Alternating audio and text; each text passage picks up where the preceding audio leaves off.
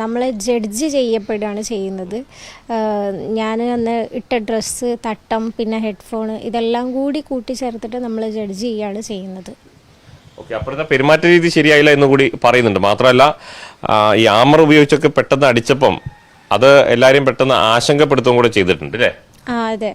അപ്പം ഈ ഒരു സിറ്റുവേഷൻ്റെ ബാക്കിൽ ഉണ്ടായ കാര്യമൊന്നും അവർക്ക് അതവർക്ക് മാറ്ററേ അല്ല. ഇതിപ്പോൾ ഇങ്ങനെ ഒരു ഇതായി, അല്ലെങ്കിൽ ഇതിങ്ങനെ ചെയ്യാൻ പാടില്ല, ഞാൻ ചെയ്യാൻ പാടില്ലാത്ത തെറ്റിന് ഞാൻ ഓൾറെഡി പറഞ്ഞു കഴിഞ്ഞു.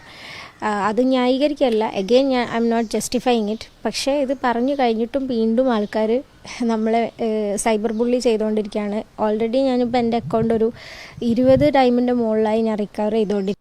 തട്ടത്തിനെ കുറിച്ചൊന്നും ആരും പറഞ്ഞതായിട്ട് കണ്ടില്ല. അങ്ങനെയുള്ള കാര്യങ്ങൾ പറഞ്ഞ് വെറുതെ പ്രശ്നങ്ങളൊന്നും ഉണ്ടാക്കരുത്.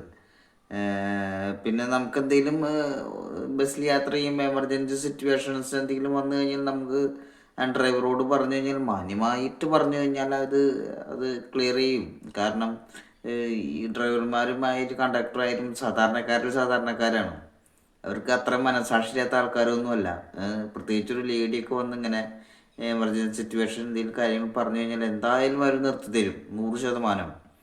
പക്ഷെ അത് മാന്യമായിട്ട് സംസാരിക്കണം. പിന്നെ നിങ്ങളെ ജഡ്ജ് ചെയ്യുന്ന കാര്യം എന്ന് പറയുന്നത് നിങ്ങൾ എന്താ പറയുക, പെരുമാറ്റമാണ്. ആ പെരുമാറ്റ രീതി വളരെ മോശമായതുകൊണ്ടാണ് ഇന്നിപ്പോൾ നിങ്ങളോട് ഈ ഒരു ജഡ്ജിമെൻറ്റും നിങ്ങൾക്ക് ഓപ്പോസിറ്റായിട്ട് വരുന്ന കുറേ കാര്യങ്ങളും.